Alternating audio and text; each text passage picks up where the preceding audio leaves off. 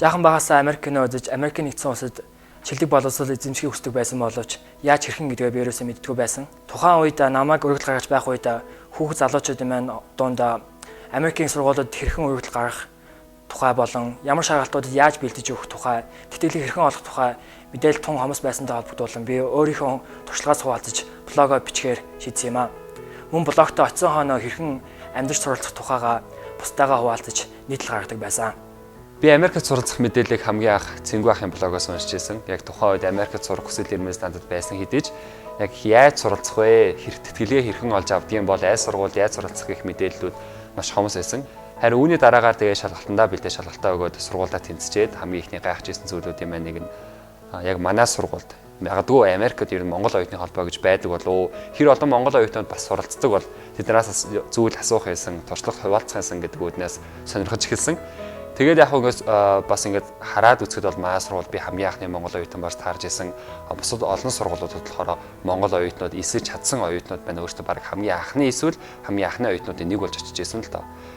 Тэр ч утгаараа гэх юм уу болохоор яг Америк дахь Монгол оюутны холбоо яг зүүн эргийн тухайн сургуулиуд дотор бол байгуулагдаж харах хэмжээг байсан. Тэгэхээр очиод би найзуудтайгаа нийлээд бас бусад Монгол оюутнуудын хооронд холбох, бусад бас Монгол оюутнуудаа туслах, туршлагаа хуваалцах гэдэг үүднээс Америк дахь Монгол оюутны холбоог хамгийн анх найзуудтайгаа одоо нийлээд Монгол оюутнуудтайгаа нийлэн одоо үүсгэн байгуулж байсан. Үүний дараагаар Америк дахь Монгол оюутны холбоо минь хамгийн ихний үйл ажиллагаа болгож 2012 оны өвөл ерөнхий боловсролын 11 сургуулиуд дээр Америкт хэрхэн суралцах вэ? Хэрхэн тэтгэлэг хүсэх вэ гэх мэдээллүүдийг базаж 750 орчим хүүхдэд тус их тэтгэлэг хүргэсэн байгаа. Тэгээд тухайн үед одоо яг Америкт суралцах яг шалгалтаа бэлдээд өргөдлөө өгж байгаа хавцад болохоор яг тэр бүх мэдээллийг ингэж нэгтгэж батсан. Яг монгол хэл дээр бол тийм мэдээлэл бол байгаагүй, маш хомос байсан. Тэгэхээр яг тэр үед ч гэсэн би бас бодож исэн яг энэ бүх мэдээллийг батсан өдөрлөгч юм уу эсвэл ямар нэгэн хөтөлбөр хийвэл ямар вэ гэж. Тэгэхээр магадгүй энэ хөтөлбөр болохоор цаашдаа бас илүү олон монгол оюутан сурагчдад Америкт туслах бас нэгэн тусалцаа байх болов гэдэг үүднээс энэ хөтөлбөрийг тухайн үед санаачилж байсан юм аа. Манай холбоо маань анх Америк дахь Монголын шилдэг оюутан төгсөгчдийг хамтдагах тэдний нэгдсэн сүлжээг мэдээллийн санг бий болгох нэгдсэн тийм санаанд байгуулагдаж байсан. Байгуулагдсанаас хойш 6 сар гаруй хугацаа өнгөрсөн байна. Тэгээд энэ хугацаанд Америкийн шилдэгтэй сургуулиудад бакалавр болон магистр, докторийн зэрэг суралцдаг нийт 80 гаруй гишүүдийг нэмэлтэлсэн байна. Тэгээд бидний зорилго бол Монгол улс болон олон улсад боловсрол, эдийн засаг, улс төрийн үйл ажиллагаа болон сайн санааны үйл ажиллагаануудыг зохион байгуулах тийм зорилготой байгаа юм. Манай холбооны маань бүх оюутан залуус маань эх орно гэсэн сэтгэлтэй боловсралтай залуус байдаг.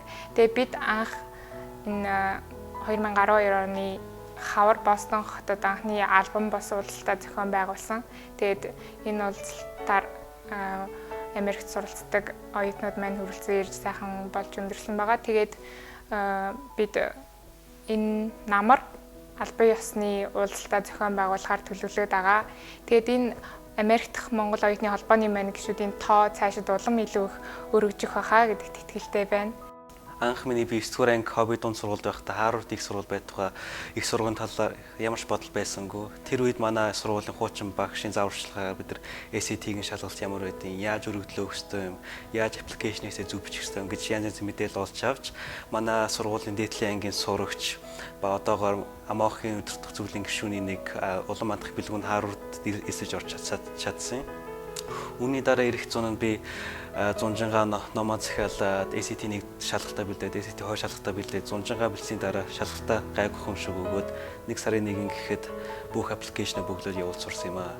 Түүний дараа би явахдаа би нэг 3 сар тэгсэн ядан хариугаа хүлээж чадсан учраас миний одоо мөрөөдлийн сурвалж гэх Харвардын сурвалж бол 3 сарын 31-нд хариугаа гаргадаг болохоор 3 сар хүлээх хэрэгтэй байсан. Тэгээд энэ 3 сараар хариугаа тэгсэн ядан хүлээгээд 3 сарын 31-ний өглөө ядж яхад манай гэрийн интернет тасраад би бас жоохон сандраад уцнаасаа нэгээр имэйлийн хүлээн авах болцоо толсноо. Тэгээд уцаа шалгаж хахад шалгаад 3 цаг хүлээсэн хариу нэрэхгүй байсан. Дахиад 1 цаг хүлээсэн хариу нэрэхгүй байлаа, сандарлаа. Дотроо жоохон өөртөө гомдлоо. Тэгээд цэцэц имэйлээр тэгэл танд баяр хүргэе гэж нэг имэйл ирсэн чинь би уцаа шидээд л ээж ахыг онцлогны өрөөлөө тэрвэрээд дүүгээ сирэн үнсээд л маш их баярлсан да. Тэгээд үүний эцэст хэлэхэд Амоохын амаах байтугай зөвхөн бусад бүх улс орнуудын оюутнууд сурлагын өндөр амжилт хүсэж их орондоо сайн үйлс бүтээгээр гэж шүүрэмээр байна. Анх одоо Америкт суралцж байгаа монгол оюутнуудыг нэгтгэж туршлага мэдээлэл хуваалцах тийм боломж бий болгох холбоо бий болгоё гэсэн санааг анх сонсоод их сонирхож байсан.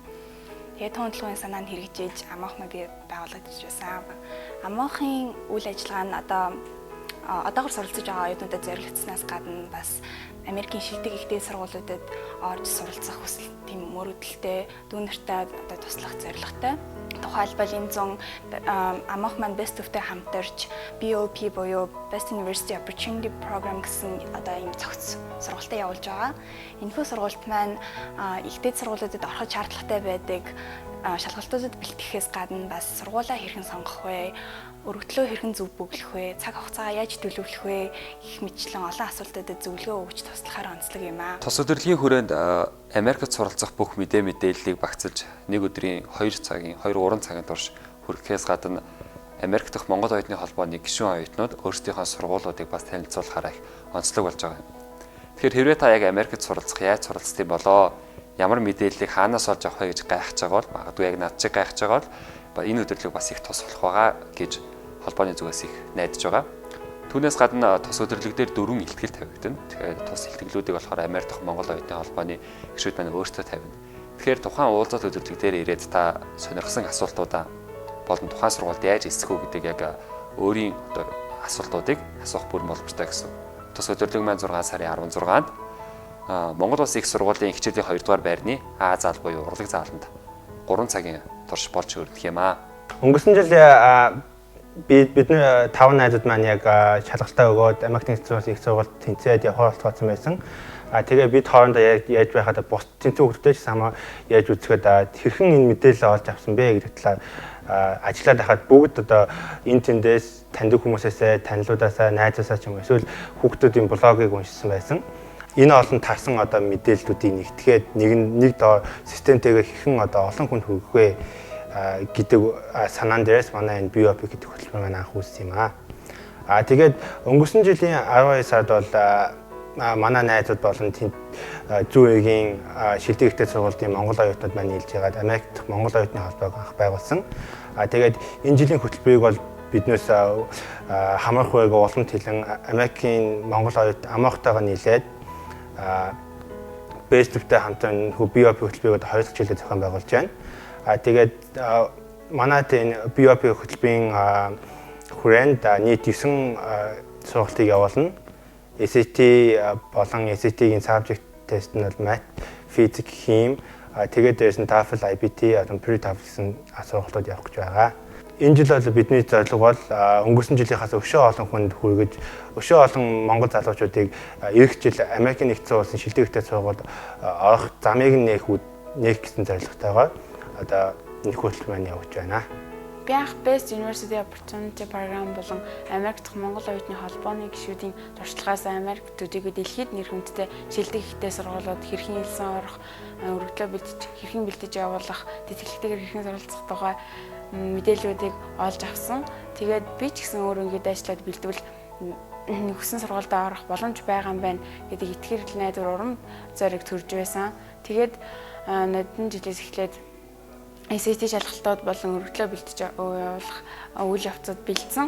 Тэгээд энэ жил хариугаа хүлээж аваад яг 3 сарын 14-нд бол яг миний битүүхэндээ зорж исэн сургууль болох дэлхийд инженер технологийн салбартаа тэргүүлэгч MIT буюу Massachusetts технологийн институтын хариу ирсэн. Дотроо ингэ битүүхэндээ яг MIT-г л тэнцэжсэн гэж зорж исэн болохоор их сандарч исэн. Тэгээ хариугаа хүлээж чадахгүй бүр 2 сар компьютерийнхаа урд зүгээр дэлгэцээ шүтээ сууж исэн.